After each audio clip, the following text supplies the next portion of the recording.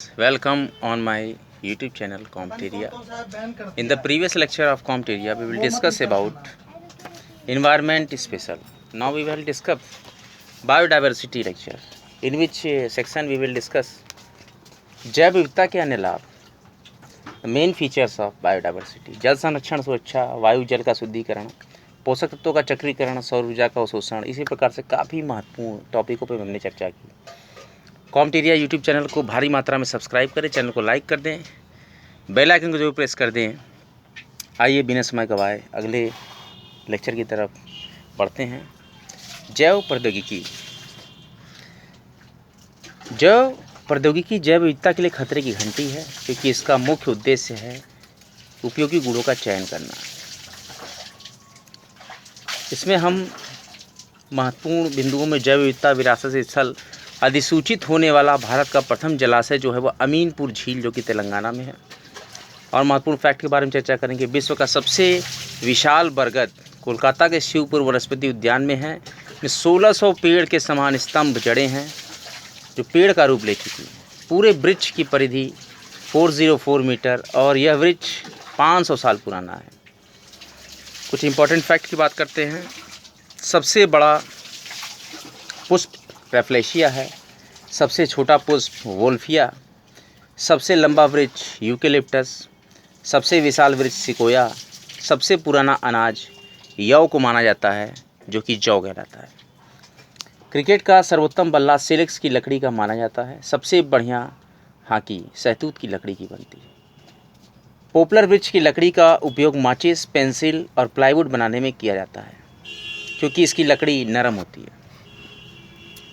और फ्रेंड्स, बहुत ही इंपॉर्टेंट टॉपिक है, सजावटी पौधों के रूप में प्रयोग होने वाला लैंटाना उत्तर प्रदेश और मध्य प्रदेश के जंगलों को बर्बाद कर रहा है।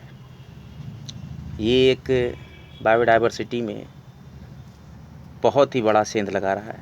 अब सजावटी पौधे के रूप में प्रयोग होने वाले जलकुंभी को जंगल का आतंक भी कहा जाता है। जंगल का आतंक होती जंगल कुंभी। कोम्प्ले एंथोसाइनिन इसके कारण गुलाबी होती है, जो बाद में क्लोरोप्लास्ट के कारण हरे रंग की हो जाती है। पक्षियों के कान उनके पंखों के पीछे छिपे रहते हैं। अगला फैक्ट पढ़ते हैं। पश्चिमी घाट के जंगलों में उड़ने वाली छिपकली पाई जाती है, जिसे ड्रेको या उड़न ड्रैगन भी कहते हैं। ये पेड़ की छालों के रंग की होती है और इसे छुपने का रंग प्रदान करता है। ये पेड़ पर चींटी खाते हुए चढ़ती है। दूसरे पेड़ पर जाने के लिए ये अपने सिकड़े हुए पंखों को खोलकर पीली तितली जैसी दिखती हुई उड़ जाती है। मनुष्य के बाद सबसे बुद्धिमान जंतु माना जाता है डॉल्फिन को, और सबसे तीक्ष्ण याददाश्त वाला पशु है हाथी। पक्षियों में सबसे ज़्यादा उम्र गिद्ध की होती है। भारत का सबसे जहरीला सांप नागराज, किंग कोबरा, मेनली ये सांपों को ही खा जाता है। विश्व का सबसे जहरीला सांप पेनिनसुलर टाइगर, जो कि ऑस्ट्रेलिया में पाया जाता है। भारत का सबसे जहरीला सांप किंग कोबरा है। विश्व का सबसे विशाल सांप है अजगर, या जिसको आप पाइथन कहते हैं। विश्व का सबसे तेज़ रफ्तार की उड़ान भरने वाली पक्षी स्विफ्ट को कहा जाता है। हम यहाँ इम्पोर्टेंट बहुत ही महत्वपूर्ण बायोडाइवर्सिटी के लेक्चर्स के बारे में चर्चा कर रहे हैं, और सभी प्रकार के जीवों के बारे में, उनकी प्रकृति, उनके IUCN listed, non listed animals, श्रेणी श्रृंखला, उनके गुण अवगुण, इसके बारे में यहाँ चर्चा करें। बायोडाइवर्सिटी के बहुत ही महत्वपूर्ण लेक्चर में अगला टॉपिक हम डिस्कस करने जा रहे हैं। सबसे तेज़ दौड़ने वाला पशु चीता है। सबसे छोटी छिपकली गोभी को माना जाता है। विश्व का सबसे विशाल जीव नीली व्हेल है। सबसे विशाल चिड़िया शुतुरमुर्ग है। पादप और जंतु के बीच की कड़ी माने जाने वाला महत्वपूर्ण युगलिना, पादप और जंतु के बीच की कड़ी युगलिना। सजीव निर्जीवों के बीच की कड़ी विषाणु को माना जाता है, वायरस। पक्षी और सरीसृप के बीच की कड़ी आर्क्योप्टेरिस को बोलते हैं।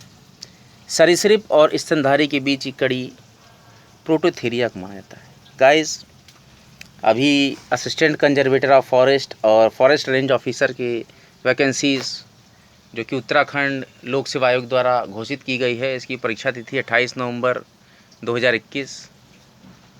एक पाली में पेपर होगा, जिसमें बहुत ही महत्वपूर्ण विश्व का भूगोल, भारत का भूगोल, जैव विविधता, पर्यावरण, हालांकि फॉरेस्ट्री के एग्ज़ाम्स में वानिकी और पर्यावरण से काफ़ी क्वेश्चंस देखे गए हैं।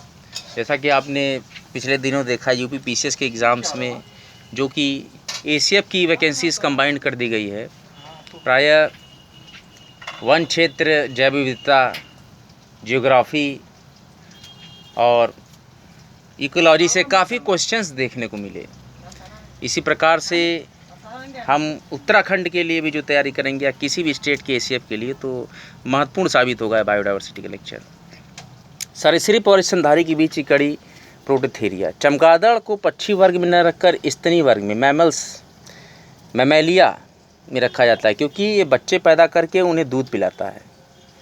खून चूसने वाला चमगादड़ वैम्पायर चमगादड़ कहलाता है। बिना पानी पिए पूरा जीवन व्यतीत करने वाला स्तनधारी उत्तरी अमेरिका में पाए जाने वाला कंगारू चमगादड़ है। युगलिना एक ऐसा जीव है जिसे जंतु और पादप दोनों के गुण पाए जाते हैं। इसे जंतु और पादप के बीच की कड़ी माना जाता है। वायरस हवा में उड़ते समय ये निर्जीव हो जाते हैं और किसी जीव के शरीर में पहुंचते ही सजीव हो जाते हैं। ऐसे वायरस होते हैं। एकिडना और प्लेटिपस ऑस्ट्रेलिया में पाए जाने वाले दो ऐसे स्तनधारी हैं जो सामान्य स्तनधारियों की तरह बच्चा पैदा न करके अंडा देते हैं, और इनको सरीसृप और स्तनधारी के बीच की कड़ी माना जाता है। एकिडना को, जो कि, और प्लेटिपस। एकिडना या तो कटीला चींटीखोर कहा जाता है। ये सरीसृप और स्तनधारी के बीच की कड़ी माना जाता है। ये चींटी खाता है। वैम्पायर चमगादड़ के बारे में चर्चा करें। वैम्पायर चमगादड़ ये मध्य अमेरिका, दक्षिणी अमेरिका में पाया जाता है। ये मनुष्य सहित अन्य जंतुओं का खून चूस लेने में माहिर होता है। ड्रैको, जो कि उड़न छिपकली होती है, भारत में, म्यांमार में, मलेशिया आदि देशों में पाई जाने वाली छिपकली है, जो दीवारों और वृक्षों पर चलने के अतिरिक्त उड़ती हुई भी देखी जाती है। विश्व की सबसे महंगी साल सहतूत की साल है, और ये तिब्बती मृग चीरू के बाल से बनाई जाती है। हाथी दांत पर पूरी तरीके से बैन लगा दिया गया। इसे दुकान में रखने या बेचने की अनुमति नहीं है। बारहसिंगा की सींग, डियर कि आप कहते हैं बारहसिंगा, इनकी सींग पर पूर्णतः प्रतिबंध लगा दिया गया। इसे न तो इकट्ठा कर सकते हैं और न अपने पास रख सकते हैं। इसे खरीदा और बेचा भी नहीं जा सकता है। पूरी तरह से बैन कर दिया गया है बारहसिंगा की सींग। पीकॉक के बारे में हम चर्चा करेंगे। पीकॉक को न तो पाला जा सकता है और न ही उन्हें बंधन में रखा जा सकता है। राष्ट्रीय पक्षी घोषित होने के बाद से किसी भी जीव जंतु को आप कैद नहीं कर सकते, न तो उन्हें पाल सकते हैं। भारत का सबसे विशाल संग्रहालय तमिलनाडु की चेन्नई शहर में। भारत का सबसे विशाल एक्वेरियम मुंबई में है, और भारत का सबसे विशाल पक्षी उद्यान राजस्थान के भरतपुर जिले में है। भारत का सबसे विशाल जू अलीपुर कोलकाता में है। विश्व का सबसे बड़ा जू जो है साउथ अफ्रीका के क्रूगर शहर में। भारत में जैव विविधता संरक्षण योजना 1991-92 में शुरू की गई, और भारत की प्रसिद्ध फूलों की घाटी राष्ट्रीय उद्यान क्षेत्र फ्रैंक स्माइथ और होल्सवर्थ नामक पर्वतारोहियों ने खोजा था। राष्ट्रीय कच्छ वनस्पति आनुवंशिक संसाधन केंद्र उड़ीसा में है, और राष्ट्रीय प्रवाल भित्ति अनुसंधान केंद्र पोर्ट ब्लेयर, जो कि अंडमान निकोबार। राष्ट्रीय जैव विविधता प्राधिकरण तमिलनाडु के चेन्नई शहर में।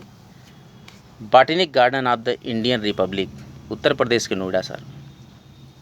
स्थल पर पाए जाने वाला सबसे बड़ा और भारी जीव है हाथी। स्थल पर, लेकिन जल में वेल हो जाएगा। स्तनधारी प्राणियों में रक्त का सबसे अधिक औसत तापमान पालतू बकरी का होता है। स्तनधारी वर्ग में रक्त का सबसे कम तापमान कटीले चींटीखोर का होता है। सबसे कम तापमान स्तनधारियों में कटीले चींटीखोर, और सबसे ज़्यादा रक्त का सबसे अधिक औसत तापमान पालतू बकरी में पाया जाता है। इसीलिए बकरी का दूध काफ़ी फ़ायदेमंद होता है। बहुत ही इम्पोर्टेंट इंस्टीट्यूशंस के बारे में चर्चा करेंगे, जो कि रिलेटेड है environment, ecology, biodiversity and geographical field से, जो कि आपके वानिकी सेक्शन से संबंधित है। भारतीय प्राणी विज्ञान सर्वेक्षण केंद्र वेस्ट बंगाल के कोलकाता शहर में, के साथ ही साथ भारतीय वन प्रबंधन संस्थान, जो कि बहुत ही इंपॉर्टेंट है, भोपाल में। भारतीय वनस्पति उद्यान कोलकाता में, और इंडियन फॉरेस्ट कॉलेज ये उत्तराखंड के देहरादून शहर में, और भारतीय वन सर्वेक्षण केंद्र भी देहरादून में।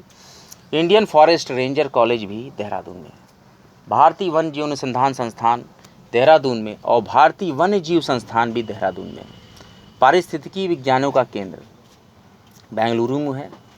प्राकृतिक इतिहास का राष्ट्रीय संग्रहालय नई दिल्ली में है और राष्ट्रीय पर्यावरण शोध संस्थान नागपुर महाराष्ट्र, केंद्रीय पक्षी शोध संस्थान बरेली के इज्जत नगर इलाके में, इसके साथ ही साथ राष्ट्रीय पर्यावरण अभियांत्रिकी शोध संस्थान महाराष्ट्र के नागपुर में, हिमालयी पर्यावरण विकास गोविंद बल्लभ पंत इंस्टीट्यूशन उत्तराखंड के अल्मोड़ा शहर, सलीम अली पक्षी विज्ञान और प्राकृतिक इतिहास केंद्र तमिलनाडु के कोयम्बटूर शहर।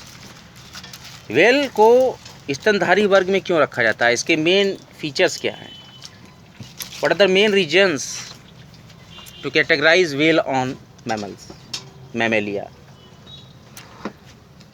आंसर इज बच्चों के पोषण हेतु चूसक युक्त स्तन ग्रंथियों का पाए जाना, मादा द्वारा विकसित शिशु को जन्म देना, गर्भाशय में शिशु का पूर्ण विकास, हृदय का 4 कोष्ठी होना, 4 कोष्ठी हृदय होंगे मैमल्स में होते हैं जैसा कि मैंने आपको बताया था, आरबीसीज में केंद्रक का अनुपस्थित होना और वेल में पैडल में अग्रपात के समान अस्थियों का होना और वेल में आंतरिक निषेचन का होना, ये सारे गुण प्रदर्शित और परिलक्षित करते हैं कि वेल एक मैमेलिया है। Now clear the topic that is whale is a mammalia? Yeah, the whale is a mammalia. Now, प्राणी जगत का सबसे ऊंचा जंतु जो कि 7 मीटर का होता है जिराफ माना जाता है। मगर और घड़ियाल के हृदय 4 कोष्ठी होते हैं। 4 कोष्ठी हृदय में प्रायः 4 कोष्ठी हृदय की जो प्रॉपर्टी होती है मैमेलिया में पाई जाती है। केचुए में 4 जोड़ी हृदय पाए जाते हैं। तिलचट्टा काकरोच में हृदय में 13 कक्ष पाए जाते हैं। सबसे बड़ा कपी यानी वानर होता है गोरिल्ला, सबसे छोटा कपी जो होता है गिब्बन होता है जो कि भारत में पाया जाता है, सबसे बुद्धिमान कपी होता है चिंपैंजी। तो बहुत इंपॉर्टेंट फैक्ट्स में हम आगे बढ़ते हैं। कपी जिसे मनुष्य का नज़दीकी पूर्वज माना जाता है चिंपैंजी, भारतीय बबर शेर, एशियाटिक लायन और इंडियन लायन का मूल निवास स्थान गुजरात के गिर जंगल में पाया जाता है। जंतु में सबसे तेज धावक है चीता। विलुप्त पक्षी डोडो का निवास स्थल मॉरिशस है। विलुप्त का मैंने आपको बताया था IUCN की रेटिंग में विलुप्त प्राय संकट प्राय जीव वही माने जाते हैं जो 50 वर्षों तक अपने निवास स्थान में देखे भी न गए हों। 50 वर्षों तक अगर कोई पशु पक्षी या जानवर या कोई भी लिविंग पर्सन नहीं देखा जाता है तो उसको IUCN की रेड डाटा बुक में एंट्री की जाती है और उसको मान लिया जाता है कि वो विलुप्त प्राय जीव है। 50 वर्षों तक लेकिन उसका इंतज़ार करती है संस्था।